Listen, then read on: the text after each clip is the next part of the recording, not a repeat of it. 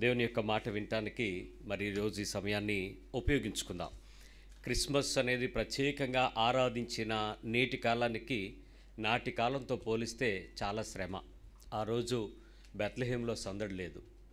యేసుప్రభు ఒంటరిగా, అక్కడ ఎవ్వరూ లేరు.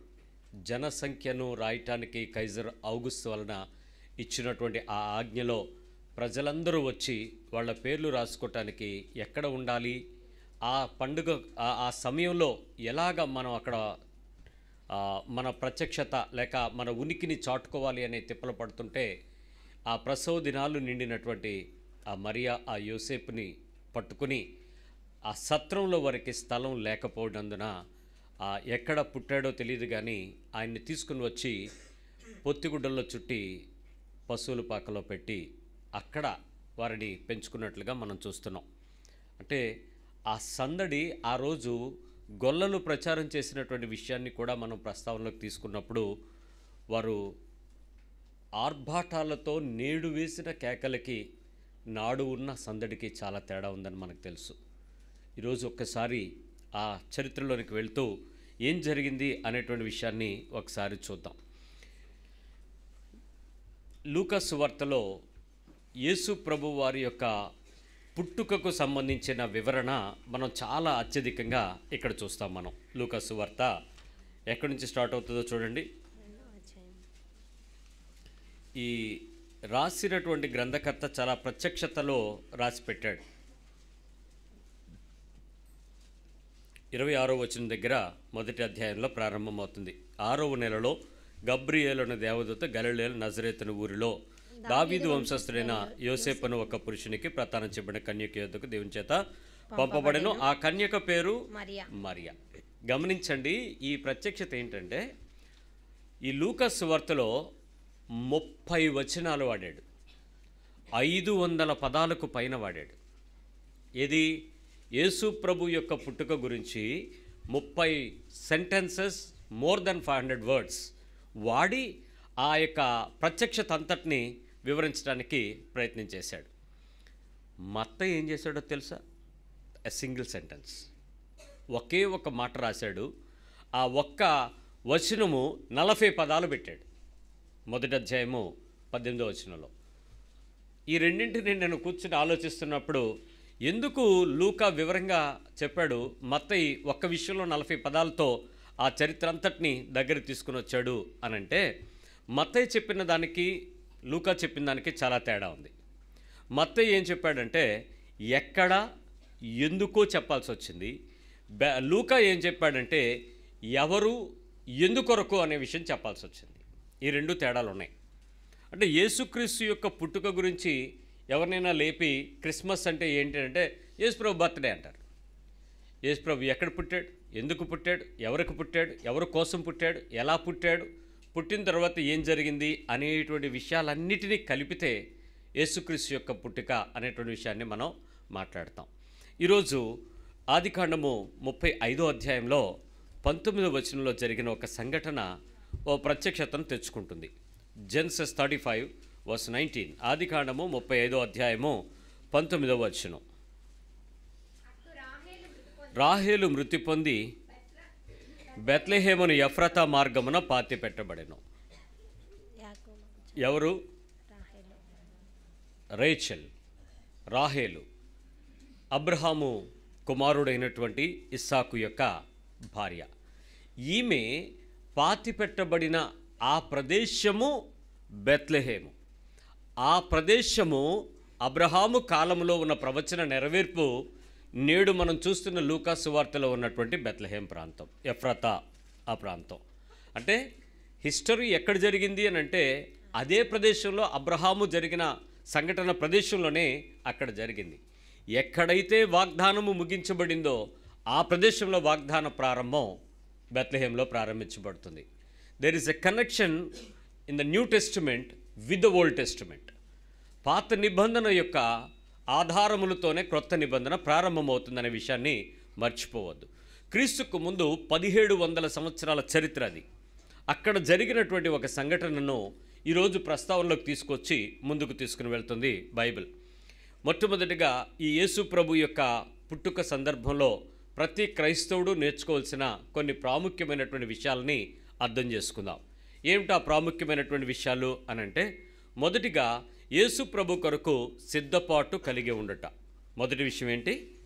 క్రీస్తు కొరకు సిద్ధపాటు. ఈ దినం అందుకే టైటిల్ కూడా యేసు అనే పదం, రక్షకుడు అనే పదం, క్రీస్తు అనే పదానికి సంపూర్ణత. క్రీస్తు అనగా అభిషిక్తుడు, అభిషేకము కలిగి నడిపించువాడు అనేటువంటి పదం. క్రీస్తు అనేటువంటి ఆ సిద్ధపాటు ఎలా ఉంటుందో ఒకసారి ఆలోచన చేద్దాం. మొట్టమొదట కన్యక గర్భమున యేసు ప్రభువారు పుట్టబోతున్నాడు అనేటువంటి సమాచారం ఇప్పుడు మనం చదివిన వచనంలో ఉంది. మరియకు ఒక సిద్ధపాటు ఉంది. మరియ ఎవరు అనంటే కన్యక, అలాగే ప్రధానము చేయబడినటువంటి ఒక స్త్రీ అని చెప్పాలి. ప్రధానము చేయబడినటువంటి అంటే ఏంటి? ప్రధానం ఎప్పుడు చేస్తారు? వివాహానికి ముందుగా జరిగేటువంటి ఒక కార్యం. మొట్టమొదటిగా ఈ పిల్లవాడు మాకు అనుకుని నిశ్చితార్థాన్ని తెచ్చుకుంటారు. నిశ్చితార్థం తర్వాత మరొకరికి వారు వెళ్ళిపోకుండా, మరొకరితో వారి సంబంధం నెరిచిపోకుండా, ఈ బిడ్డను మా ఇంటి కోడలిగా లేక ఈ వ్యక్తిని మా ఇంటి అల్లుడిగా మేము తీసుకోబోతున్నాం అనేటువంటి శుభ సూచనగా వారు ఆలోచన చేయటానికి నిర్ణయంగా ఆ యొక్క ఒక వస్తువుని కానీ ఇంకేదైనా కానీ పెట్టి ఆ వ్యక్తి మాకు సంబంధించిన వ్యక్తి అనేటువంటి మాటను తీసుకుంటారు. ఈ మాటను తీసుకోవటం యొక్క ఉద్దేశం ప్రధానము చేయబడుట అనేటువంటి విషయాన్ని అర్థం చేసుకోవాలి. ఈ ప్రధానము చేయబడినటువంటి కార్యం ఏంటి అనంటే, ఆ దినాలలో చాలామంది వివాహాలు వారి పిల్లలకు చెయ్యకుండానే ఎక్కువ కాలం ఉంచేసేవారు. ఎందుకంటే మెస్సయ్య కన్యక గర్భాన్ని పుడతాడని యెషయా గ్రంథం 9వ అధ్యాయం 6వ వచనంలోనే చెప్పబడ్డ ప్రవచనాన్ని చాలా ప్రవచనాలకు ప్రాముఖ్యంగా తీసుకున్నటువంటి కొన్ని ప్రవచనాలలో యెషయా అనే భక్తుడు ఇచ్చినటువంటి ప్రవచనాలు చాలా ఎక్కువగా పాత నిబంధన కాలం అంతా కూడా ప్రశస్తమైనటువంటి ప్రవచనాలుగా తీసుకుంటారు. చాలామంది ప్రవక్తలు మనకు బైబిల్లో వాక్యంలో హెచ్చరికలుగా మాట్లాడారు. ఇర్మియా, అలాగే ఎజ్కేలు, ఇలా చాలామంది ఉన్నారు. కానీ యెషయా ప్రవచనాలు రాబోతున్న మెస్సయ్యకు సంబంధించిన సూచనలు అధికంగా ఉండడం వల్ల మెస్సయ్య అనేటువంటి పదముతో కూడినటువంటి ప్రత్యక్షతలు ఇచ్చినటువంటి ప్రవక్త యెషయా. అందుకనే యెషయా ప్రవచనం యేసు ప్రభు జన్మదినాల్లో కానీ, యేసుక్రీస్తు రాకడ గురించిన విషయాలు కానీ, క్రీస్తుతో పాటు లేక రాకడకు సంబంధించిన అనేక సూచనలు కానీ హెచ్చరికలుగా ఉండబట్టు గ్రంథము యెషయా గ్రంథం. యెషయా గ్రంథంలో ఉన్నటువంటి ఆ ప్రవచనాన్ని వారు సొంతం చేసుకుంటూ మా జీవితాలలో మా ఇంట్లోనే రక్షకుడు పుట్టాలి అని చాలామంది యవ్వన బిడ్డలకు వివాహాలు చేయకుండా ఆడపిల్లల్ని అట్టే పెట్టుండేవారు. కారణం ఏంటనంటే, మా ఇంట్లో కనుక రక్షకుడు పుడితే, మా కుటుంబంలో రక్షకుడు పుడితే అది మాకు ఘనత కదా, మాకు గొప్ప కదా అనేటువంటి ఆ సంతోషాన్ని వాళ్ళు వ్యక్తం చేయడానికి సిద్ధంగా ఉండేవారు. అందుకని చాలామందికి వివాహాలు కాని కాలంలో కన్యకగా ఉండిపోయినటువంటి ఆమెను ప్రధానం చేసేశారు. ఇంకా పుడతాడో లేదో తెలియదు, కన్యత్వం దాటిపోతున్న వయసు, ఎందుకు ముసల్దాన్ అయిపోతావు పదా అని చెప్పి పెళ్లి చేయడానికి సిద్ధపడుతున్నటువంటి వయసు. మనం ఫోటోల్లో చూస్తున్నట్లు మా కన్య మరియమ్మ 13 ఏళ్ళు 17 ఏళ్ళు బాలకుమారేం కాదు, అంత చిన్న బిడ్డ ఏం కాదు. కాకపోతే వివాహముతో లేక పరపురుషుని ఎరుగనటువంటి పరిశుద్ధతతో జీవించినటువంటి కన్యక అనేటువంటి విషయాన్ని మరి ఫోటోగ్రాఫరు లేక ఆర్టిస్ట్ అనేవాడు వాడు ఆర్ట్ చమత్కారాన్ని చూపించాలి కాబట్టి ఇప్పుడున్నటువంటి ఫిల్టర్స్ అప్పుడే వేసాడు. ఏది ఎన్ని మొటువులైనా ఉండండి, మీరు ఫోటో తీస్తే ఎలా కనపడతారు మీకు? ఎంత స్మూత్గా ఆయిల్ పెయింట్ వేసినట్టు కనపడిపోవట్లే, ఆ ఫిల్టర్స్ వేసి అప్పుడు ఫోటోలు తీసాడు. మనం కూడా కన్యమర్య అనగానే చిన్నపిల్ల ఏమో అనుకుంటూ ఉంటాం. చిన్నపిల్ల ఏం కాదు. ఎంత చిన్నపిల్ల అంటే ఒక్కతే ఎవరి సూచనలు ఎవరి సలహాలు లేకుండా ప్రసవ వేదన కలిగి గర్భములో నుంచి బిడ్డను తీసుకోవటానికి ఒంటరిగా ఉండగలిగిన సమర్థురాలు అనే విషయం కూడా గుర్తించండి. అంటే that's not a so small age, it's almost a good age. అయితే ప్రదానం చేయబడినటువంటి ఆ కన్యక దేవునికి ఇష్టమైన రీతిగా జీవించినటువంటి కన్యకగా మనం చూస్తున్నాం. ఆమె దగ్గరకు వచ్చి ప్రవక్తగా లేక దేవదూతగా వచ్చినటువంటి ఆ ప్రవచన మాటల్ని తీసుకుని వచ్చినప్పుడు చెప్పిన మాట చూద్దామా? మొదటి అధ్యాయం లూకాసు వార్త 34వ వచనం 134, Luke 1:34. అందుకు మరియా, నేను పురుషుని ఎరగని దానినే, ఇది ఎలాగూ జరుగునని దూతతో అనగా. ఎవరితో మాట్లాడుతుంది? దేవదూతకి తన పరిశుద్ధత గురించినటువంటి ఒక సౌండ్ డాక్టరల్గా విషయం చెప్తుంది. నేను పరపురుషుని ఎరుగని దానిని. బైబిల్లో ఈ రెండు మాటలను ఎప్పుడు మర్చిపోవద్దు. ఎరుగుట, కూడుట, ఈ రెండు పదాలు దేనికి సాదృశ్యమైనది అని అంటే, మొట్టమొదటిది కూడుకొనుట అనేది సెక్షువల్ ఇంటిమసీ. వారిద్దరూ భార్యాభర్తల సంబంధాన్ని నెరవేర్చినప్పుడు, వారిద్దరి శారీరక లైంగిక సంపర్కం కలిగి ఉండేటప్పుడు వాడిన పదము కూడుట తెలుగు బైబిల్లో. అలాగే ఎరుగుట అనేటువంటి పదము, నేను ఎవరిని కూడా నగ్నంగా కానీ, పురుషుని యొక్క తత్వంతో కానీ, అతని శరీర సంబంధమైన విషయాలతో కానీ నేను ప్రత్యక్షత కలిగి లేను అనే పదాన్ని ఎరుగుట, ఎరగకుండుట అనే పదం వాడతాం. ఉదాహరణకి తన భార్యను ఎరిగియుండెను అని ఉందనుకోండి, భార్య తాలూకా శరీరం అర్థమవుతుందా? మరి వింటా అలా చూస్తారే.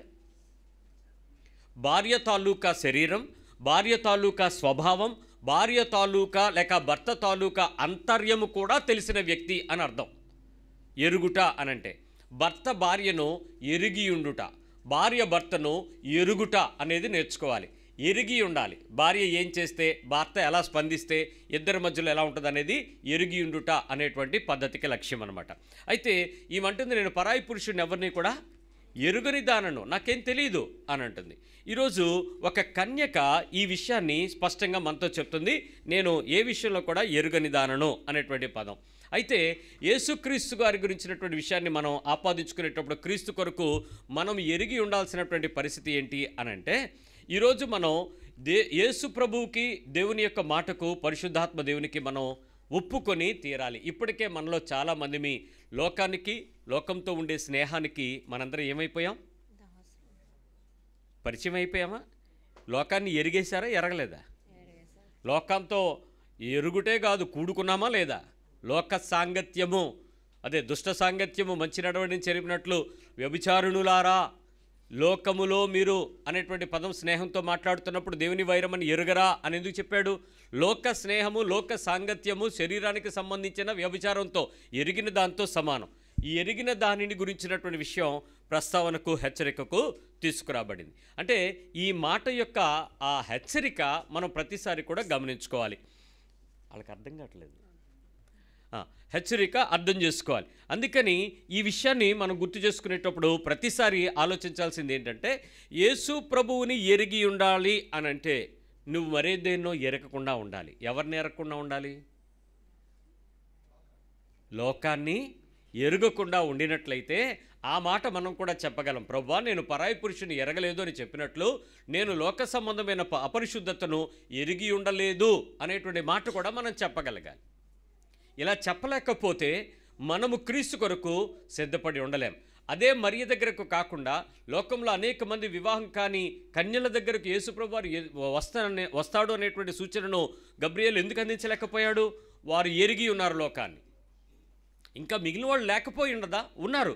కానీ ఆమెను ఎంపిక చేసుకోవటంలో ఆమెలో నుంచి ఇవ్వబడిన ఆ పర్ఫెక్ట్ స్టేట్మెంట్ యేసుప్రభు కొరకు సిద్ధపాటు కలిగింది. నేను ఎరుగని దానను, నేను ఎరుగని దానను, నేను ఎరుగని వాడును అని చెప్పగలగాలి. ఎప్పుడైతే నీవు లోకానికి సంబంధించిన విషయాలలో ఎరగకుండా సంపూర్ణమైన ఆ సిద్ధపాటును గనక అంగీకరించగలిగితే నీ జీవితంలో దేవుడు ఆ యేసుక్రీస్తు జన్మించటానికి నిన్ను కూడా సిద్ధపరచగలడు. అయితే ఒక అదృష్టమో దురదృష్టమో, లోకాన్ని ఎరగకుండా ఎవడుంటాడు? కాలేజీకి వెళ్ళంగానే, సెల్ ఫోన్ మన చేతికి రాగానే, ఫ్రెండ్ అనేవాడు ఒకడు ఏర్పడగానే మనకు లోకం ఎరగమా? ఎంత చక్కగా ఎరుగుతాం. అప్పటి వరకు ఇంటర్మీడియట్ వరకు మనం టిఫిన్ బాక్స్ పట్టుకెళ్తుంది అమ్మ ఇంటికి, స్కూల్కి. మళ్ళీ తర్వాత తీసుకురావడానికి వెళ్ళి బ్యాగ్ మూసుకొస్తుంది. పిల్లోడు బూట్లు ఇసురుకుంటూ నడుచుకుంటూ వస్తాడు. ఇది కదా. కొంచెం స్టేజ్ దాటిపోద్ది. 10th క్లాస్కి వచ్చేంత వరకు క్యారేజ్ పట్టుకెళ్తారు.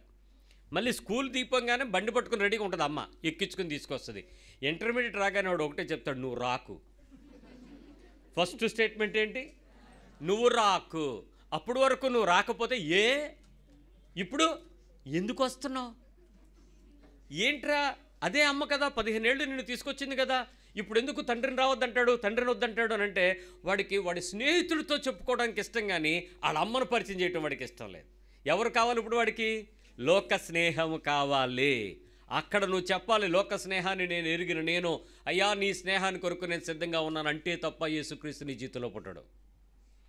నువ్వు క్రైస్తవ కుటుంబంలో పుట్టిన వ్యక్తిగా సంఘంలో చేరిపోయి ఉండొచ్చు, క్రీస్తుతో నీకు సహవాసం ఇంకా వచ్చి ఉండకపోవచ్చు. క్రైస్తవ కుటుంబంలో సేవకుల కుటుంబంలో నువ్వు ఉండడం బట్ట నువ్వు క్రైస్తవుడిగా మారిపోయి ఉండొచ్చు, కానీ నీ పేరు మార్పు చేసేసి ఉండొచ్చు బాప్తిజం అనే పద్ధతి ద్వారా, కానీ నీకు క్రీస్తుతో పరిపూర్ణంగా పుట్టేటువంటి ఆ సిద్ధపాటు కలిగిన అనుభవం నీకు ఇంకా వచ్చి ఉండకపోవచ్చు. ఈరోజు సంఘము, సహవాసము, మందిరంలో ప్రధానము చేయబడిన మనము ఎలాంటి పరిస్థితుల్లో ఆ ఎరుగని వ్యక్తిగా, లోకము నుంచి నేను బయటకు వచ్చిన వ్యక్తిగా నేను ఉన్నాను అనేటువంటి విషయం కూడా మనం నేర్చుకోవాలి. 35వ వచనం చెప్తుంది, మొదటి అధ్యాయం లూకా సువార్త 35. దూత పరిశుద్ధాత్మ నీ మీదకి వచ్చును. ఎప్పుడు జరుగుద్ది? పరిశుద్ధాత్ముడు నీ మీదకు వస్తాడు. సర్వోన్నతుని శక్తి నిన్ను కమ్ముకుంటుంది. కనుక పుట్టబోవు శిశువు పరిశుద్ధుడై దేవుని కుమారుడు అనబడును. సో దేవుని కుమారుడుగా పుట్టడానికి రాబోయే వ్యక్తికి మొదటి సూచన ఏంటి? మన మీదకి ఏం రావాలి? పరిశుద్ధాత్మ శక్తి యొక్క కమ్ముకొనుట జరగాలి. అపోస్తుల కార్యంలో జరిగింది 2వ అధ్యాయం 4వ వచనం, 1 నుంచి 4 వచనాలు. యాక్ట్స్ 2. ఇది ప్రారంభం మాత్రమే. యేసు ప్రభు రాకడకు, పుట్టుకకు ప్రపంచంలో జరిగిన ఒక అద్భుతమైన సూచక క్రియ.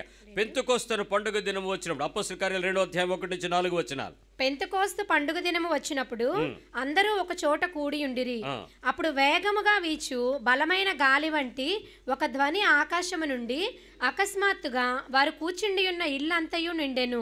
మరియు అగ్నిజ్వాలల వంటి నాలుకలు విభాగింపబడినట్టుగా వారికి కనబడి వారిలో ఒక్కొక్కని మీద వ్రాలగా అందరూ పరిశుద్ధాత్మతో నిండిన వారై ఆ ఆత్మ వారికి వాక్శక్తి అనుగ్రహించిన కొలది అన్య భాషలతో మాట్లాడసాగిరి. పరిశుద్ధాత్మతో నిండిన వారై. ఎలాంటి పరిస్థితి జరిగింది అనేది చెప్పబడింది, ఏం జరిగింది అనేది చెప్పబడింది.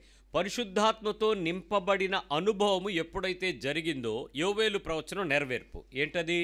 మీలో యవనస్తుల మీద, పనివారి మీద, పనికత్తెల మీద, వృద్ధుల మీద, పిల్లల మీద ఆత్మక్రమరింపు జరుగుతుంది. మీరు వారి యవనస్తులు కలలుగంటారు, వృద్ధులు దర్శనాలు చూస్తారు. ఇది కడవరి సూచక క్రియ. ఎవరి మీదైతే పరిశుద్ధాత్మ చేత నింపబడు శక్తి కొరకు ఎరిగి ఉంటారో, సిద్ధపాటు ఉంటారో, వారికి మొదటి సూచక క్రియ క్రీస్తు యొక్క పుట్టుక జరుగుతుంది. మళ్ళీ చెప్తున్నాను, పరిశుద్ధాత్ముని యొక్క అభిషేకమును పొందుకోగలిగిన కృప అందరికీ కూడా ఉచితమే. ఇది నువ్వేదో చేస్తే పరిశుద్ధాత్ముడు వస్తాడు, ఇలా చేస్తే పరిశుద్ధాత్మను పొందుతాము, అలా ఏముండదు. మీరు దేవుని కృపకు పాత్రులైతే దేవుని కృప మీ మీద కృమ్మరించబడడం ద్వారా పరిశుద్ధాత్మని పొందుకుంటాం. మొదటి విషయము, క్రీస్తు కొరకు సిద్ధపాటు. లోకంలో ఎరగని దానుగా, లోకము ఎరిగినప్పటికీ ఆత్మతో నింపబడిన వ్యక్తిగా నువ్వు సిద్ధపడినట్లయితే ఆ కన్యత్వం వల్ల పరిశుద్ధాత్ముడు నీలోనికి క్రీస్తుని తీసుకుని రావటానికి సిద్ధంగా ఉన్నాడు. ఇది మొదటి సిద్ధపాటు. రెండవ సిద్ధపాటు చెప్తాను. యేసుక్రీస్తు కొరకు నిజంగా ఎదురు చూపులు కలిగి ఉండగలిగిన స్థాయికి మనం సిద్ధపడగలగాలి. నిజమైనటువంటి సిద్ధపాటు ఎలాంటి ఎదురు చూపులతో ఉందో చూద్దాం. 2వ అధ్యాయం లూకా సువార్త, లూక్ 2:25.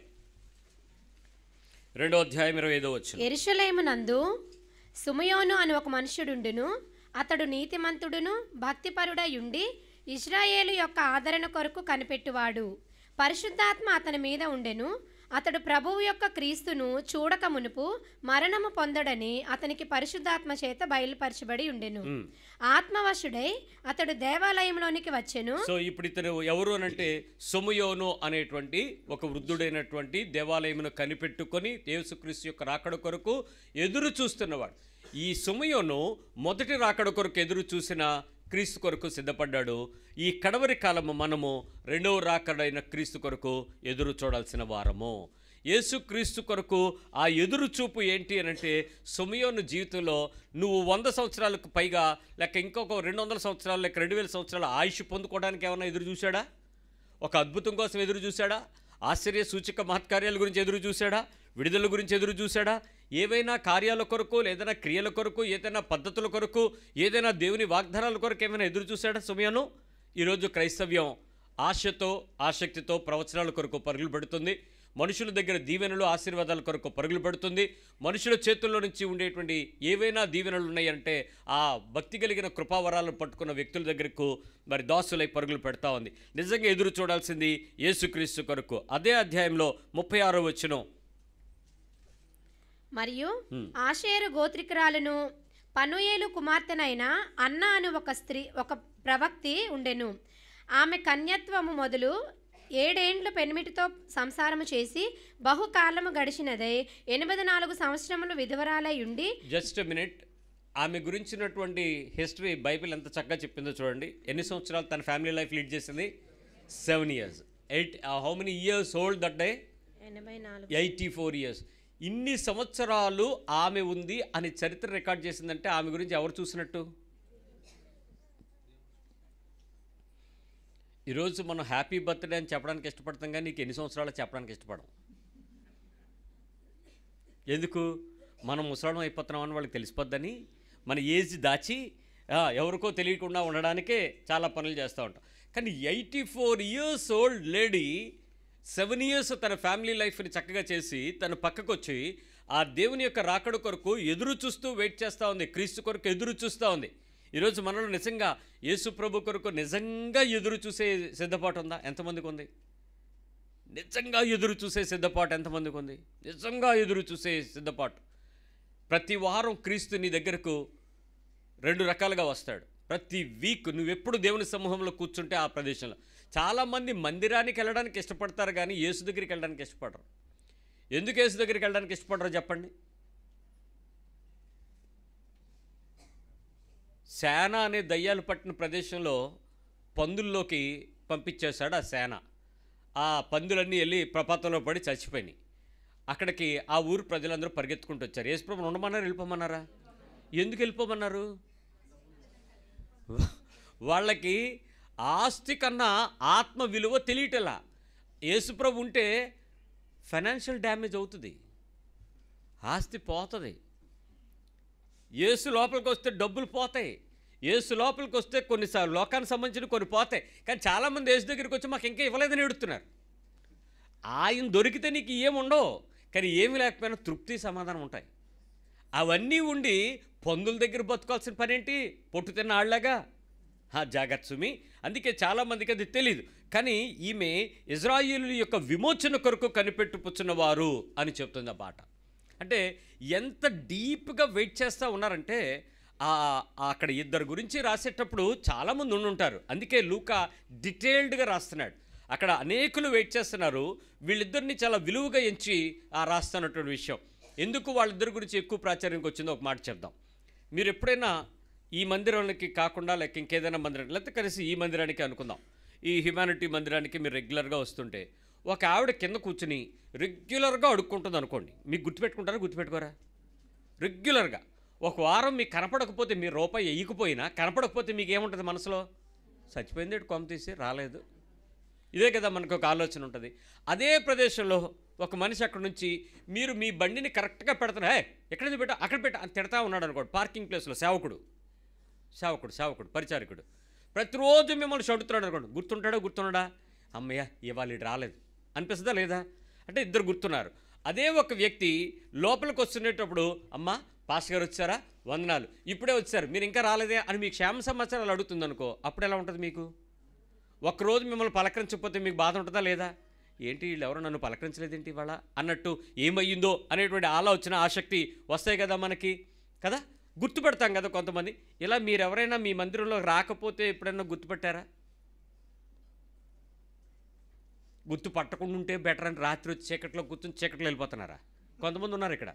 వయసులు పెరిగాయి, పిల్లలు వాళ్ళ స్థాయికి వచ్చేసారు, కానీ సంఘంలో పిల్లలు ఎవరో వాళ్ళకి తెలియదు. సిగ్గుమాలిన సంఘపు సభ్యులు. The least bother about the people. నిజమైన నిరీక్షణ వాళ్ళకి లేదు. నా సహోదరుడు తప్పిపోయాడేమో, నా సహోదరు రాలేకపోయిందేమో, ఆ బ్రదర్ కనపడలేదు ఎందుకు? ఎంతమందికి మీకు ఇతరులతో పరిచయాలు ఉన్నాయి? ఇంటికి వెళ్ళి కొంపలో చేరేంత పరిచయాలు కాదు, కనీసం నేను ఫలానా అని తెలుసుకునేటువంటి వ్యక్తులు, వారు ఫలానా అని అడిగి చెప్పుకోగలిగిన వ్యక్తులతో మీకు ఎంతమందికి సంబంధాలు ఉన్నాయి? ఆదరణ కొరకు కనిపెట్టేవారు వాళ్ళు.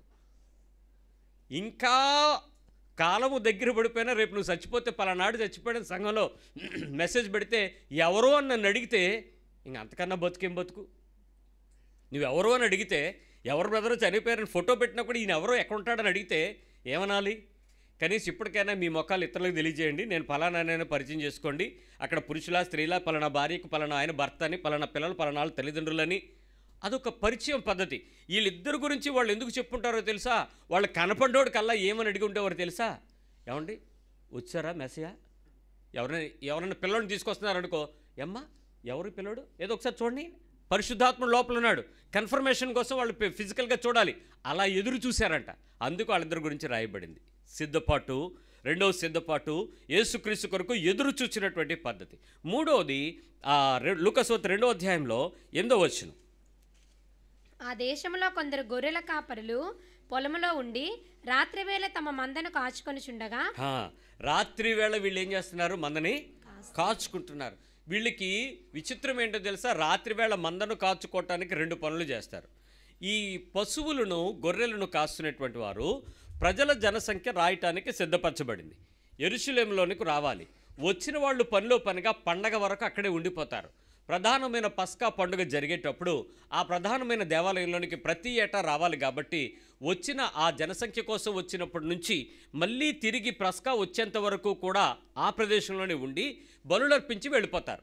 బలులర్పించి వెళ్ళేటప్పుడు వారి కుటుంబం తరపున ప్రతి మనిషి ఒక గొర్రె పిల్లని కానీ, ఒక వాళ్ళ స్థాయిని బట్టి గువ్వను కానీ కొనుక్కొని తెచ్చుకోవాలి. బాగా ఉన్నవాడు ఎద్దు, కొంచెం తక్కువ ఉన్నాడు పొట్టేలు, ఇంకొంచెం తక్కువ ఉన్నాడు గొర్రె పిల్ల, ఇంకా తక్కువ ఉన్నాడు పావురాలు, ఇంకా తక్కువ ఉన్నాడు బజార్లో దొరికే గువ్వలం. అలా ఇంకా అవి కూడా లేదనుకోండి, పిండి తీసుకొచ్చి సమర్పించినా కూడా అది యాక్సెప్ట్ చేస్తారు. ఇక్కడ బలి వాళ్ళ కుటుంబం తరపున వాళ్ళ స్థాయిని బట్టి అప్పగించుకోవాలి. ఈ టైంలో ఏ రకంగానైనా బలి పశువుల్ని అమ్మడానికి గొర్రెల్ని సిద్ధపరిచేటువంటి కాపరులు పరిశుద్ధంగా పట్టపగలు పచ్చిగడ్డి తింటాయి గొర్రెలు, డౌటే లేదు, వాళ్ళు తీసుకెళ్ళి పెంచుతారు. రాత్రిపూట కూడా ఎక్కడైనా పొలంలో కంచె దాటి ఇంకెక్కడికైనా పోయి ఇంకేదైనా రకాలైనటువంటి ఆహారం ఎక్కడైనా తినేస్తే ఏమోనని వాటిని కాచుకుంటున్నారు. ఇతర గడ్డి మెయ్యకుండా, ఏం గడ్డి, అసలైంది కాకుండా ఇంకేదైనా డూప్లికేట్ ఏమైనా కల్తీ తినేయకుండా. మొన్న ఒక ఆయన అడిగాడు, పాస్ గారు ఎప్పుడు క్రిస్మస్ అన్నాడు. ఎప్పుడైనా నీ ఇష్టమే అన్నాను. అదేంటి మీకు స్పెషలే లేదా అన్న. ఏం లేదండి, మాకైతే బక్రీద్కి స్పెషల్ ఉంటుంది అన్నాడు. నీకు ఒక్కరోజే స్పెషల్, క్రైస్తవుడికి ఆల్ ది డే స్పెషల్, మీకేం డౌట్ ఏం లేదు అంటే ఆయన అన్నాడు. అంటే మేము ఆ రోజు ఫలానా పని చేస్తామనండి. అది బైబిల్లో ఉందండి, అది మేము వదిలేస్తాం, మీరు దాన్ని చేస్తున్నారంతే అని కొద్దిసేపు మాట్లాడుకున్నాం. సో స్పెషల్ అనేది ఒక చోట ఉండేది కాకుండా ఆ పశువులు ఇంకెక్కడికి చెదిరిపోకుండా వాటిని కాచుకుంటారు రాత్రి వేళ. ఈ ప్రశస్తమైన వాటిని కొనేవాళ్ళు కొంతమంది ఉంటారు. ఉన్నత వర్గం కలిగినటువంటి వాళ్ళు వాటిని డబ్బిచ్చి కొంటారు. ఆ బలి పశువుని అక్కడికి ఇవ్వడం ద్వారా వాళ్ళ పాపాలను ప్రాయశ్చిత్తం చేసుకుంటారు. కానీ వాళ్ళ దగ్గరికి దేవదూత వెళ్ళి వాళ్ళకి చెప్పిన మెసేజ్ ఏంటో తెలుసా, ఇంకా మీరు కొత్తగా బలి పశువుల్ని సిద్ధపరచాల్సిన అవసరం లేదు, రక్షకుడు పుట్టేశాడు. ఆ రక్షకుడు పుడుతున్నాడని ఆ రక్షణ కొరకు మీరు రక్తాన్ని కౌలిగించడానికి బలి పశువులు తయారు చేస్తున్నారు కదా, ఇంక ఇది అవసరం లేదు అని ఎదురు చూస్తూ ఉన్నటువంటి ఆ గొల్లల దగ్గరికి వెళ్ళి వాళ్ళకి శుభవర్తమానం చెప్పడం జరిగింది. ఈ చిత్రం ఏంటంటే గొల్లలకి 2 ప్రత్యక్షమైన లక్షణాలు ఉంటాయి. మీరు ఎప్పుడైనా చూస్తే దావీదు తన అన్నలు ఆ ప్రదేశంలో ఉండేటప్పుడు అలా ఎక్కడికి వెళ్ళారు అని తెలుసుకోవటానికి వెళ్ళాలంటే ఫస్ట్ సమాచారం ఎవరిని అడిగారు, పశువుల కాపర్లను అడిగారు. ఇక్కడ గొల్లలు అనే పదం, అక్కడ పశువుల కాపర్లు. అలాగే సమాచారం గురించి తెలియాల్సి వచ్చినప్పుడు ఎవరిని అడుగుతారు వెళ్ళి, ఆ గ్రామంలో ఎక్కడైనా గొర్రెలు కాసుకుని ఉంటే వాళ్ళని అడుగుతారు. ఏమండి ఇది పలానా ఎక్కడ ఉంది అని అంటే, పలానా ఊర్లో చూసాం, పలానా పట్టణంలో చూసాం, పలానా గ్రామంలో చూసాం అని ఇన్ఫర్మేషన్ పాస్ చేసేది ఫస్ట్ గొల్లలే. ట్రాన్స్మిషన్ ఆఫ్ ద ఇన్ఫర్మేషన్ మొట్టమొదటిగా గొల్లల ద్వారా, ఆ పశువుల కాపల ద్వారా వెళ్తుంది. రెండోది వాళ్ళు బహుధైర్యశాలులు, చాలా ధైర్యంగా ఉంటారు. కారణం ఏంటి, పశువులు వాటి మీద దాడి చేస్తాయి, క్రూర మృగాలు వాటి మీద దాడి చేస్తాయి. అలాంటి దాడిని ఎదురు తిప్పి కొట్టడానికి వాళ్ళు అలర్ట్గా ఉంటారు, మెలకుగా ఉంటారు. ఏ పరిస్థితి అయినా దాన్ని చాలా రెడీగా ఉండి వారి పశువులను సంరక్షించుకోవడానికి, గొర్రెలను కాచుకోవడానికి వాళ్ళు సిద్ధంగా ఉంటారు. అలాంటి సిద్ధపాటు కలిగినటువంటి, అలాంటి విషయాలను, సమాచారాన్ని యథార్థంగా చేరగలిగిన వారి దగ్గరికి దేవదూత వెళ్ళి చెప్పగలిగిన వర్తమానం క్రీస్తు కొరకు ఎదురుచూపు. ఈరోజు మీ జీవితాలలో మీరు ఒకవేళ ధైర్యవంతులైతే, మీరు ఒకవేళ స్థిరమైన సమాచారాన్ని నమ్మకంగా చేరవేసే బంటులైతే, దూతలైతే, మీ దగ్గరకు దేవుని సమాచారం రావడానికి సిద్ధంగా ఉంది. మీరు ఎదురు చూడగలరా దేవుని సమాచారం పట్టుకెళ్ళడానికి? ప్రభు మీ దగ్గరకు వచ్చి మిమ్మల్ని నా సమాచారం నువ్వు పట్టుకెళ్ళని నీకు మెసెంజర్గా ఆ మెసేజ్ నీకు ఇవ్వగలడా? Are you ready to receive God's message as a messenger? మనము దా రకమైనటువంటి సిద్ధపాటు కలిగి ఉండాలి. నెంబర్ 3, మూడవ విషయం, క్రీస్తుని పెంచడానికి మనకు సిద్ధపాటు కావాలి. క్రీస్తుని పెంచడానికి మనకు సిద్ధపాటు కావాలి. యేసు ప్రభువుని పెంచుకోవటం అనంటే చిన్న పిల్లవాడిగా పుట్టిన యేసు ప్రభువుని పెద్దవాడు అయ్యేంత వరకు పెంచాలి. మళ్ళీ చెప్తున్నాను, చిన్నవాడుగా పుట్టిన యేసు ప్రభువుని పెద్దవాడుగా అయ్యేంతవరకు కూడా ఏం చేయాలి? పెంచాలి. ఈరోజు చాలామంది బెత్లెహేములో పిల్లోడు పుట్టాడని, బాలుడమ్మ యేసు అని లాలపాటలు లాలిపాటలు పాడతాం కదా. నిన్న రాత్రి మా పక్కన ఆర్సీఎం చర్చ్ ఉంది, లాలిపాటలు. మా ఎదురింటి ఆవిడ తలుపుకొట్టి, ఏమండి ఇంకా ఉయ్యాళ్ళు ఊపుతారు ఏంటని అడిగింది. అమ్మ కంగారు పడకు, నాకు కూడా తెలీదు, ఆ పాటలన్నీ మా చిన్నప్పుడు విన్నామండి, ఇప్పుడు మళ్ళీ వింటున్నామండి అంటే, అవును మరి మా పక్కన వినపడుతున్నాయి, మళ్ళీ చల్లటి గాలి వేస్తూ ఉంటాయి, లాలిపాటలే. ఇంతకీ యేసుక్రీస్తు వారు పుట్టేశారు, బాగానే ఉంది. పెరగాల వద్దా 33 సంవత్సరాలు? ఎంతమంది ఈ రోజు నుంచి పెంచుతారు? ఎలా పెంచాలి? ఏది పశువులు పెంచడానికి చిట్టి, తౌడు, గంజి, అదేంటిది తాగిస్తారు, కుడితి, అలాంటివి ఏమన్నా పెట్టా? ఇప్పుడు యేసుప్రభుని ఎలా పెంచాలి? నీతో నీ కుటుంబంలో ఎలా పెంచటానికి నీలో సిద్ధపాటు ఉంది? విషయం చెప్పనా? 2వ అధ్యాయం మత్తయి సువార్తకి రండి, 13వ వచనం. Matthew 2:13. వారు వెళ్ళిన తర్వాత ఇదిగో ప్రభువు దూత స్వప్నమందు యోసేపునకు ప్రత్యక్షమై, హేరోదు ఆ శిశువుని సంహరింపవలెనని ఆయనను వెదకబోచున్నాడు గనుక నీవు లేచి ఆ శిశువును ఆయన తల్లిని వెంట పెట్టుకుని ఐగుప్తునకు పారిపోయి. ఎలాగా? వెళ్ళిపోయా పారిపోయి. దేవదూత చెప్తున్నప్పుడు నాలాంటోడు అక్కడ యోసేపు ప్లేస్లో ఉంటే ఒకటే చెప్తాను, యశ్వ నీకు తెలుసు కదా, నన్ను ఎత్తుకెళ్ళి పెట్టా అని చెప్తాను. ఇప్పుడు ప్రాబ్లమ్ తెలిసిపోతుందా లేదా? నన్ను తీసుకెళ్ళి పెట్టు, నువ్వు దేవదూతవి, నీకు శక్తి ఉంది, బలం ఉంది, జ్ఞానం ఉంది, అన్ని దేవుని కనెక్షన్ ఉంది, నేను మనిషిని, నేను ఇప్పుడు నడవలేను, అందులోనూ మరియమ్మ ఒట్టి మనిషి కాదు, బాలింతరాలు, పిల్లోడు చిన్నపిల్లోడు, ఇప్పుడు ఎక్కడికి వెళ్ళిపోతాను నేను? అందులో పారిపోమంటావు అంటే ఎలా పారిపోవాలి? మనుషులు కనపడకూడదు, వెళ్ళిన సమాచారం తెలియకూడదు, బాలింతరాలు ఎక్కడికి వెళ్ళినా ఏదో ఒక విషయం తెలిసిపోతానే ఉంటుంది, తల్లి అవసరతలు చాలా ఉంటాయి, పక్క వాళ్ళని ఎవరో ఒక సాయం తీసుకోవాల్సింది, అందులో ఒక్కతే పిల్ల, ఏం చేయాలో తెలియదు. ఇలాంటి పరిస్థితుల్లో ఎవరికీ తెలియకుండా దాక్కుని రహస్యంగా పారిపోవాలంట. యేసు ప్రభువుని పెంచుతూ ఉంటే పారిపోవాల్సి ఉంటుంది. యేసు ప్రభువుని పెంచాలంటే పారిపోవాల్సి ఉంటుంది. ఎక్కడి నుంచి?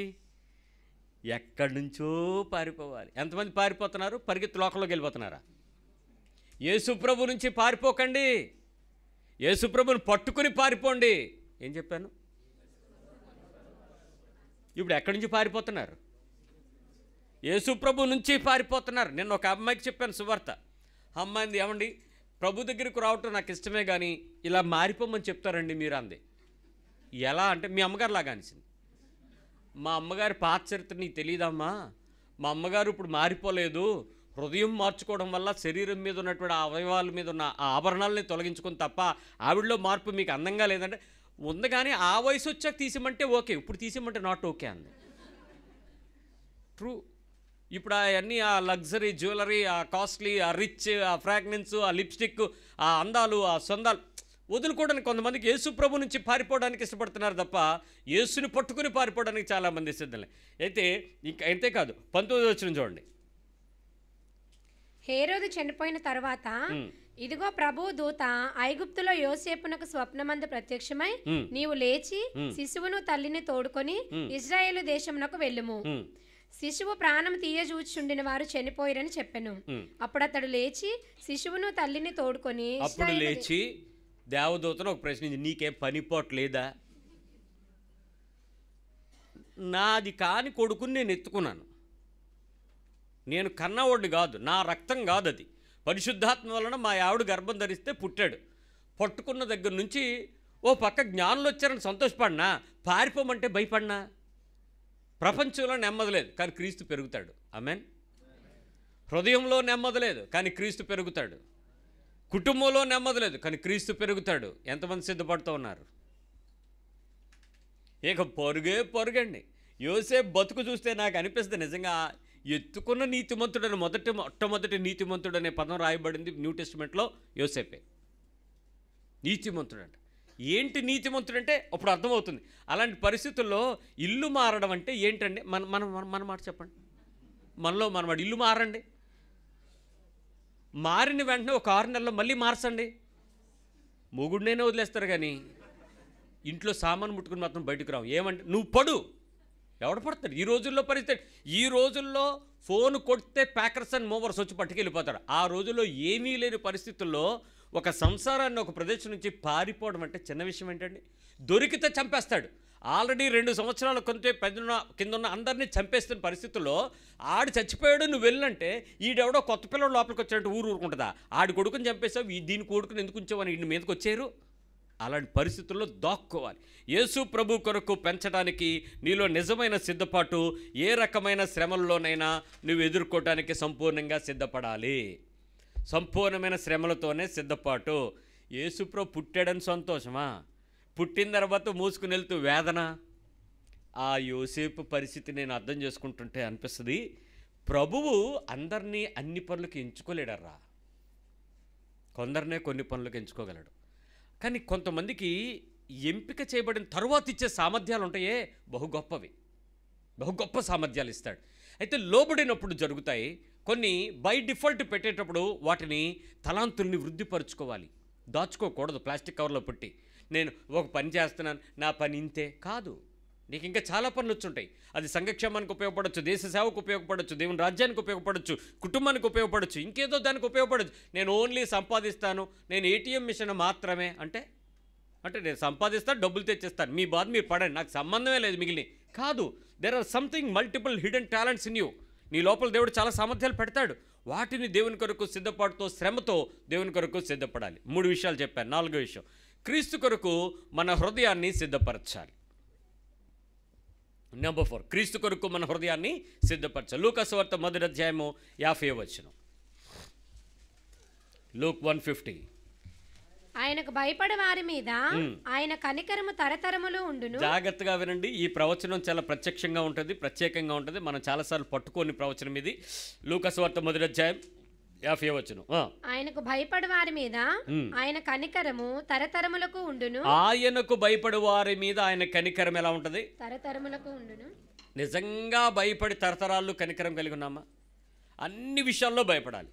ఏమండి, మీ ఇంట్లో దేవునికి భయపడే తండ్రి తల్లి ఉంటే పిల్లలు ఎలా ఉంటారు చెప్పండి? 2 రకాలుగా ఉంటారు. అయితే మీరు పడండి అని వదిలేస్తారు, లేకపోతే మీరు పడుతున్న దానికి చూసి వాళ్ళు ఇంకా డబల్ భయంతో ఉంటారు. ఒకటి పట్టించుకోరు, మీరు పడ్డారు కదా మమ్మల్ని ఎందుకు చంపేస్తారు వదిలేండి అని.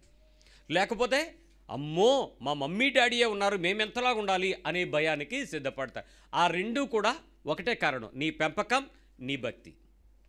నేను అనుసరిస్తున్న విధానం, నేను పెంచుతున్న విధానం, ఈ రెండింటి మీద మన నెక్స్ట్ జనరేషన్ తయారవుతుంది. భయపడి వారి మీద ఏముంటుందట? దేవుని యొక్క కనికరము. ఎన్ని రోజులు ఉంటుంది? తరతరములు. గుర్తుపెట్టుకోండి, ఇది నేను యేసుప్రభు నమ్ముకున్నాను, నా పిల్లలు ఎందుకు నమ్ముకోలేదు అని అంటే తప్పు నీదే. నేను జీవిస్తున్నాను, నా పిల్లలు ఎందుకు జీవించట్లేదంటే పెంపకం తప్పు నీదే.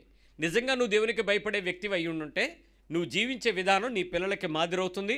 వారు ఖచ్చితంగా దేవుని వెంబడిస్తారు. తరతరాలు వారు దేవుని యొక్క భయంలో అభివృద్ధి పొందుతారు. తర్వాత ఆయన తన బాహువుతో పరాక్రమము చూపెను, వారి హృదయముల ఆలోచన విషయమై గర్విష్ఠులను చెదరగొట్టును. సింహాసనముల నుండి బలవంతులను పడద్రోసి దీనులను ఎక్కించెను. ఆకలి గొనిన వారిని మంచి పదార్థములతో సంతృప్తిపరిచి ధనవంతులను వట్టి చేతులతో పంపివేసెను.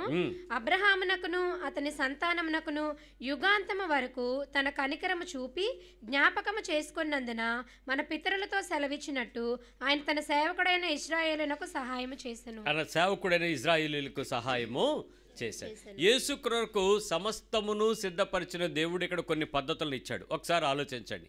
నిజంగా దేవునికి భయపడేటప్పుడు జరిగేటువంటి ఆ సిద్ధపాట్లు ఎలా ఉన్నాయో చెప్తారు. గర్విష్ఠులు ఆయన ఏం చేస్తాడండి? చెదరగొట్టేస్తాడు. నీ లోపల ఏమైనా మిగిలిపోతే ఏం చేస్తాడు? దానికి పెద్ద ఎగ్జాంపుల్ ఏంటి తెలుసా? నేనే. నాకున్నంత పొగరు, నాకున్నంత కోపం, నాకున్నంత గర్వం ఊరికి సరిపడినంత ఉంది. కానీ పరిచర్యకు తీసుకొచ్చి దేవుడు చపాతిప్పిడిని పిసికినట్టు గ్రైండర్లు వేసి రుబ్బినట్టు రుబ్బేశాడు అంతే.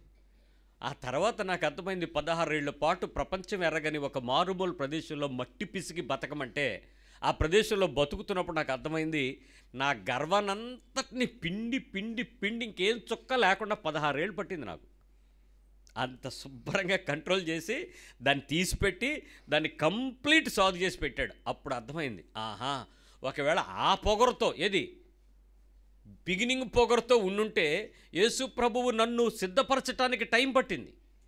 సో దేన్ని బట్టి నీకు ఉండొచ్చు. ఒకవేళ నీ గర్వం బట్టి, అంటే నీ అందాన్ని బట్టి, నీ తెలివితేటలను బట్టి, నీ సబ్జెక్టివ్ నాలెడ్జెస్ని బట్టి, నీ సంపాదనను బట్టి, నీ కుటుంబ గౌరవాన్ని ఏదైనా ఉండొచ్చు.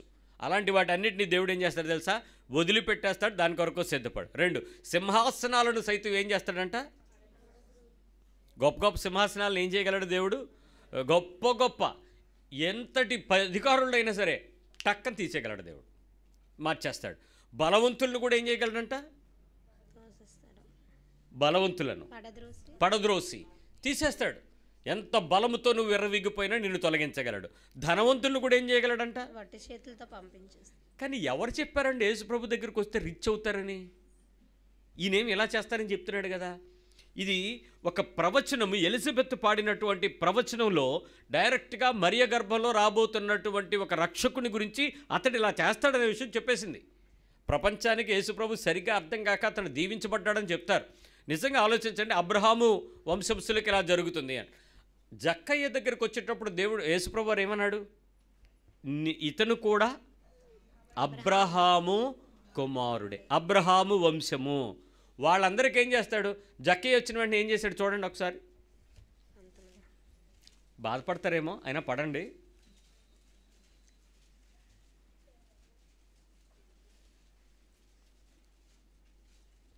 ఆ, 19వ అధ్యాయము ఏం చేశాడు? ఏమేమి ఇచ్చేశాడు చెప్పండి తిరిగి. జక్కయ్య నిలువబడి ఇదిగో ప్రభు, 8వ వచనం, ఇదిగో ప్రభువా, నా ఆస్తిలో సగము బీదలకు ఇచ్చుచున్నాను. ఎంత? ఆస్తిలో సగము. ఓకే. నేను ఎవనెవని యొద్ద అయినను అన్యాయముగా దేనినైనను తీసుకొనిన ఎడల అతనికి 4 గంతలు మరలా చెల్లించుదునని. సగం ఇవ్వడం బెటరా, 4 రెట్లు ఇచ్చడం బెటరా? ఎవడి దగ్గర ఏం తీసుకున్నాడో ఆడికి ఎన్ని రెట్లు ఇచ్చాడు? 4. ఇప్పుడు ఒకవేళ మనకే ఇలాంటి ప్రవచనం వచ్చింది అనుకోండి, అబ్రహాం కుమారుడా అన్నాడు అనుకోండి మనల్ని,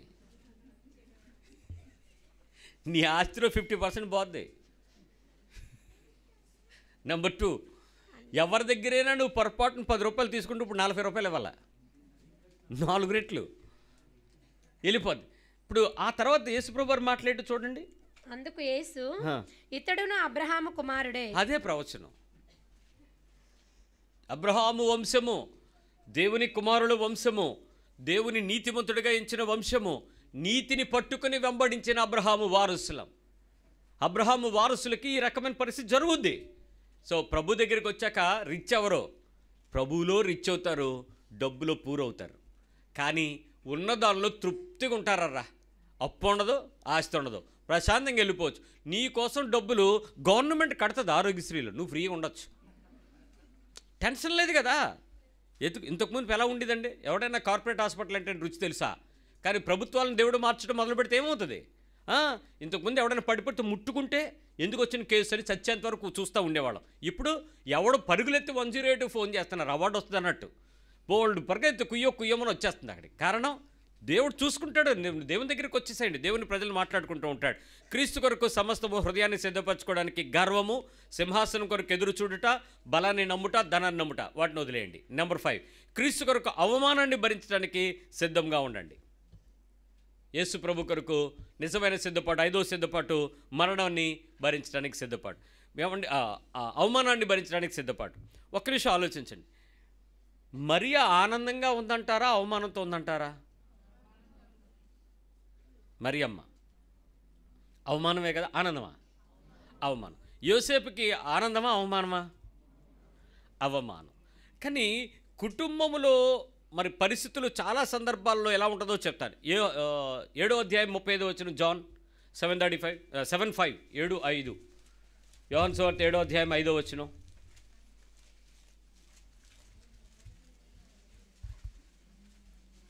ఆయన సహోదరులైనను ఆయన యందు విశ్వాసం ఉంచలేదు. ఎలా ఉంటుంది యేసు ప్రభు ఉంటే? యేసు ప్రభు ఉన్న ఇంట్లోనే ఆయన తమ్ముళ్ళు, ఆయన చెల్లెళ్ళు ఆయన్ని నమ్మలే. ఈరోజు మనం యేసు ప్రభు నమ్ముకున్నా కూడా మన వాళ్ళు ఏమంటారు తెలుసా? అబ్బా పెద్ద నమ్మేశాడు ఈ మధ్య, ఈడో పెద్ద పాస్టర్ అయిపోయాడండి, ఇదో పెద్ద పాస్టర్ అమ్మ ట్రైనింగ్కి వెళ్ళిపోతుంది, పెద్ద పట్టుకుని బైబిల్ పెట్టుకుని వెళ్ళిపోతుంది, ఎప్పుడు పడితే అప్పుడు అబ్బా పాస్టర్ అయిపోయింది. ఈ ఎటకారాలు ఎలా ఉంటాయి? నమ్మరు అంతే. వాళ్ళకి ఇస్తానోళ్ళే మళ్ళీ, క్రైస్తవులు వాళ్ళు క్రైస్తవులే, కానీ మనల్ని ఏమంటారు? మన క్రీస్తుని విమర్శిస్తారు, వాళ్ళ క్రీస్తుని గొప్ప అనుకుంటారు. వాళ్ళు స్తబ్దుగా ఉంటారు, నువ్వు ఆసక్తిగా ఉంటే నిన్ను వెటకారంతో మాట్లాడతారు. ఫేస్ చేయండి. ఇదేనా మీ యేసుప్రభు చెప్పింది అంటారు. పొరపాటు నువ్వేమన్నా తుమ్మినా దగ్గర తేడాగా వచ్చిందనుకో, ఇదేనా మీకు యేసుప్రభు చెప్పిందంటే, ఇదేనా మీ పాస్టర్ చెప్పిందా? ఫేస్ చేయండి, మమ్మల్ని కూడా కలిపి ఫేస్ చేయండి. నన్ను అంటాను మళ్ళీ మా పాస్టర్, నీ నీ తప్పుకి బాధ్యుడు పాస్టరే, నీ ఘనతకు పాస్టరే, దీవెనకు అర్హత పాస్టరే. ఫేస్ చేసేయాలి, తప్పదు. సో పరిస్థితి ఎలాంటిదైనా ఫేస్ చేయాలి. మార్క్స్ వార్త 6వ అధ్యాయం చూడండి, 3వ వచనం, 6:3. మార్క్ 6:3. ఇతడు మరియ కుమారుడు కాడా? ఇతడు యాకోబు, యోసే, యూదా, సీమోను అని వారి సహోదరుడగు వడ్లవాడు కాదా? ఇతని సోదరీమణులందరూ మనతో నున్నారు కారా అని చెప్పుకొనుచు ఆయన విషయమై అభ్యంతరపడిరి. వస్తాయా రావా? యేసుప్రభు విషయం వస్తాయా రావా? ఇంటి యజమానిగా నువ్వు నిజంగా యేసుప్రభుని పట్టుకుంటే ఫస్ట్ విమర్శించేది మీ ఆవిడే.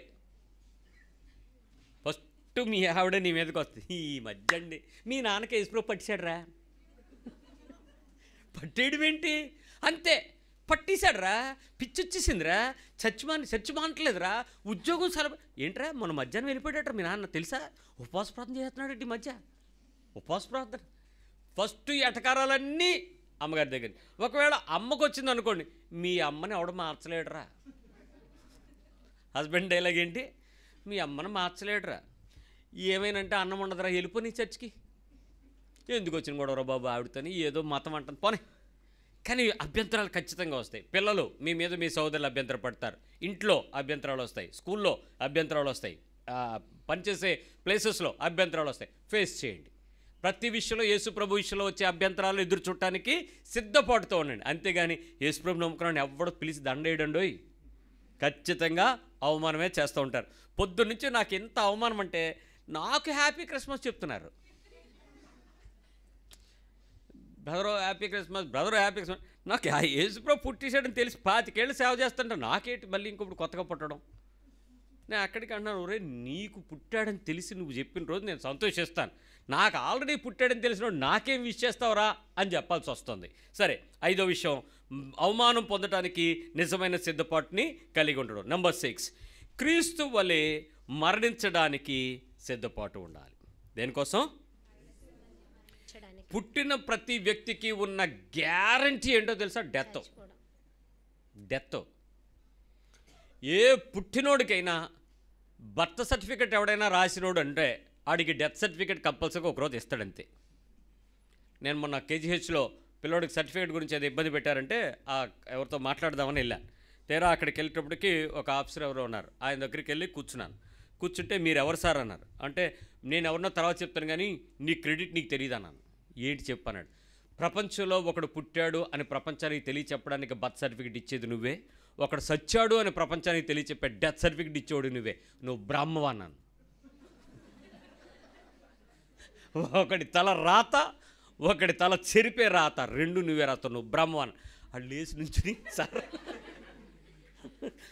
సార్ చెప్పండి సార్ అన్నాడు. చిన్న సర్టిఫికెట్లో పేరు ఏదో మార్పు వచ్చిందని. అలాగే సార్ చేసేస్తాను టక్క సార్ ఎవరెవరు సార్ అన్నాడు. నేను అప్పుడు ఆ పక్కన ఎవరున్నా, ఈ ముగ్గురు మా వాళ్ళే అన్నాడు. వాళ్ళు ఎవరో నాకు తెలియదు, నేను వెళ్ళిన పైన ఒకటే. ఇంకంటే ఎలాగో ఆడు నన్ను మెచ్చుకున్నాడు, నాతో పాటు ముగ్గురు పైన అప్పటికే గంట సేపు లైన్లో ఉన్నాడు. ఇలా రండి, వీళ్ళు ముగ్గురు మనవాళ్ళేనన్నాడు. టకటక సైక్ చేసి, సార్ ఏం సత్యం చెప్పారు సార్ అని. వెళ్ళి మీ ఆవిడికి చెప్పు నువ్వు బ్రహ్మవే అని అంటే, ఆ స్పాంటినిటీకి వాడు ఎంత ఐస్ అయిపోయాడంటే ఆడొక్క నిమిషం పక్కడి చూసి కరెక్టే కదా అన్న. ఆడు రాత కూడా ఇంకో సర్టిఫికేట్ ఇస్తారని ఆడికి తెలియదు. There is one more person to give his certificate. Yes or no? ఆడు బ్రహ్మనంగానే ఆనందించాడు కానీ ఆడికి ఇంకో బ్రహ్మన్నాడు. డెత్ అనేది నువ్వు అన్అవాయిడబుల్ గెస్ట్. నీ ఇంటికి వచ్చే చుట్టం, నిన్ను వదలకుండా టచ్ చేసే సువాసన, నీ దగ్గరకు వచ్చి నిన్ను ఆశీర్వదించు కృప. మనుషులు ఒకరోజు కోరుకుంటే నీ దగ్గరికి రాదు, నా చంపే ప్రభువా అన్న కూడా చావురాదు. కానీ నువ్వు అనుకున్న గడియలో నన్ను ఇంకా బతికితే బాగు అనేటడికే అంటాడంతే. రెప్ మూసి తెరిసిలో పొందడంతే. ఎంతమంది మన కళ్ళ ముందు, ఎంతమంది మన మధ్యలో, ఎంత పరిస్థితి నెలాఖరికి ఇప్పటి వరకు జరిగిన ఈ సంవత్సరంలో జరిగిన మరణాలు ఎలాంటి పరిస్థితులు? ఎవ్వరు చచ్చిపోతారని మనం అనుకోలే. నడుస్తూ తింటూ పరిస్థితులన్నిట్లో ఆనందిస్తూ ఉన్న పాటున అకస్మాత్తుగా వెళ్ళారు హాస్పిటల్కి, వచ్చేస్తారులే అనుకుంటే మాట్లాడుతా అలాంటి పరిస్థితులు. సో మరణం అనేది సిద్ధపాటు, దాని కొరకు కంప్లీట్గా ఇష్టపడాలి. లూకాసు వార్త 2వ అధ్యాయం 49వ వచనం యేసు ప్రభు చెప్పిన మాట. ఆయన మీరేలా నన్ను వెతుకుచుంటిరి, నేను నా తండ్రి పనుల మీద ఉండవలనని The one who bird, ఈ భూమి మీద పుట్టినటువంటి ప్రతి వ్యక్తి ఒక పనికి రావాలి. అది యేసు ప్రభు వారు చెప్పారు, నేను నా తండ్రి పనుల మీద ఉండడానికి వస్తున్నాను. నాకు ఒక పని ఉంది, నాకు ఒక మిషన్ ఉంది, నాకు ఒక అసైన్మెంట్ ఉంది, నాకు ఒక కమిట్మెంట్ ఉంది, నా కొరకు చేయటానికి ఏర్పరచబడిన ఒక మినిస్ట్రీ ఉంది. నేను ఆ మినిస్ట్రీ కొరకు రెడీ అవుతున్నాను. That's what is discipline.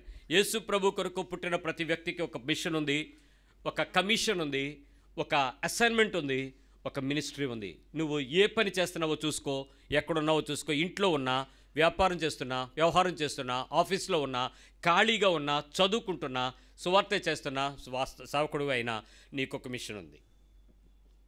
చిన్న పిల్లోడికి తెలిసిపోయింది నేను నా తండ్రి పని మీద ఉండాలి అని. నీకు ఇంకా తెలిసిందా లేదా? నువ్వే పనిలో ఉన్నా నువ్వు క్రీస్తు రాయబారివి. You are an ambassador for Christ. That's your job, that's your assignment. దానికి జీతం భూమి మీద ప్రభుత్వాలు ఇవ్వవు, కానీ నిత్యత్వంలో ప్రభు ఇస్తాడు. దాని కొరకు ఆ అంబాసిడర్షిప్కి మీరు ఉండడానికి తగినట్లుగా కంప్లీట్గా సిద్ధపడుతూ ఉండాలని ప్రభు కోరుకుంటున్నాడు. అంతేకాదు, మార్క్స్ వార్త 8వ అధ్యాయం 31వ వచనం. మార్క్ 8:31. ఈ వచనాల్లో ఉన్న ఒక సంతోషమైన విషయం చెప్తాను చూడండి. మార్క్ 8:31-33. మరియు మనుష్య కుమారుడు అనేక హింసలు పొంది పెద్దల చేతను, ప్రధాన యాజకుల చేతను, శాస్త్రుల చేతను ఉపేక్షింపబడి చంపబడి 3 దినములైన తరువాత లేచుట అగత్యమని ఆయన వారికి బోధింపనారంభించారు. ఎవరి గురించి చెప్పుకుంటున్నాడు ఆయన? నేను పుట్టాను కాబట్టి ఖచ్చితంగా నేను ఏమవుతాను? చనిపోతాను. చనిపోవటానికి ఆర్డినరీ డెత్ కాదు, ఇట్స్ ఎ క్రూయల్ డెత్. నన్ను చంపుతారు, నేను చచ్చిపోవడానికి రెడీ అవుతున్నాను అనే విషయం చెప్తే పేతురు బహిరంగ అలాంటి ఏం చేయకు, ఎందుకు అలాగని చెప్పేసి గట్టిగా చేయి పట్టుకుని గద్దించినట్టు 32లో ఉంటుంది. ఓకే, దాన్ని అలా ఉంచండి. 10వ అధ్యాయం, ఇప్పుడు 8వ అధ్యాయం చూసాం కదా, 9వ అధ్యాయము అదే రెఫరెన్స్ చూడండి. 8:31 చూశారు. 9:30 నుంచి 31 నుంచి చూద్దాం. వారక్కడ నుండి బయలుదేరి గలిలీ గుండా వెళ్ళిచుండిరి. అది ఎవనికి తెలియట ఆయనకి ఇష్టం లేకపోయెను. ఏలయనగా ఆయన తన శిష్యులకు బోధించు, మనుష్య కుమారుడు మనుషుల చేతికి అప్పగింపబడుచున్నాడు, వారు ఆయనను చంపెదరు. ఖచ్చితంగా చెప్తున్నారు. ఎవరా మనుష్య కుమారుడు? యేసు ప్రభు. ఆయన ఏం చేస్తారట? చంపేస్తారని చెప్తున్నాడు. చంపబడిన 3 దినముల తర్వాత 3 దినములకు ఆయన లేచునని వారితో చెప్పెను. మళ్ళీ 10వ అధ్యాయంకి రామ్మా. 33వ వచనం చదువు. ఇదిగో మనం యెరూషలేమునకు వెళ్ళుచున్నాము, మనుష్య కుమారుడు ప్రధాన యాజకులకును శాస్త్రులకును అప్పగింపబడును, వారు ఆయనకు మరణశిక్ష విధించి ఆయనను అన్యజనులకు అప్పగించెదరు. వారు ఆయనను అపహసించి 3 అధ్యాయాలు ఒకే రెఫరెన్స్ నెంబర్ల దగ్గర తీసుకున్నాడు. 8, 9, 10, 30 నుంచి 33 మధ్యలో ఒకటే విషయం 3 సార్లు చెప్తున్నాడు. ఏం చెప్తాడు? పుట్టినవాడు గిట్టక మానడని ఆయన చెప్తే, పుట్టినవాడు దేనికి చనిపోతాడో చెప్తున్నాడు. మనము చనిపోయే లోపు మన మరణం ఒక సువార్తగా మారడానికి రెడీ అవ్వాలి. దట్స్ ఎ సిద్ధపాటు. ఆయన పుట్టుక, ఆయన మరణము ఒక చరిత్ర అయితే, ఆ యేసు ప్రభు పుట్టాడు అనే విషయం ఆయన చనిపోకపోయిండుంటే మీరు సెలబ్రేట్ చేసుకుని ఉండేవారా? ఒకసారి మళ్ళీ ఆలోచించండి. ఈ ప్రపంచంలో పుట్టిన అనేక మందిలో ఒకడు యేసు ప్రభు. ఆయన మరణించి ఉండకపోయిండుంటే, సిలువ మరణము పొంది ఉండకపోయిండుంటే, అనేకుల కొరకు విమోచన క్రయదనగా ఆయన మరణించే ఉండకపోయిండుంటే, ఆయన మరణించడాన్ని బట్టి పుట్టుకకు విలువ వచ్చిందా? పుట్టుకను బట్టి మరణానికి విలువ వచ్చిందా? మరణమును బట్టి పుట్టుకకు విలువ వచ్చింది. మరి ఈరోజు బర్త్డే అని చెప్పి ఉయ్యాల్లో ఉంచితే ఆయన డెత్ డే గురించి నువ్వు ఎప్పుడు రెడీ అవుతావు? ఆయన మరణము పుట్టుకకు విలువను తెచ్చింది, అంతేగాని పుట్టుకలో ప్రత్యేకమైనది ఏమీ లేదు అక్కడ.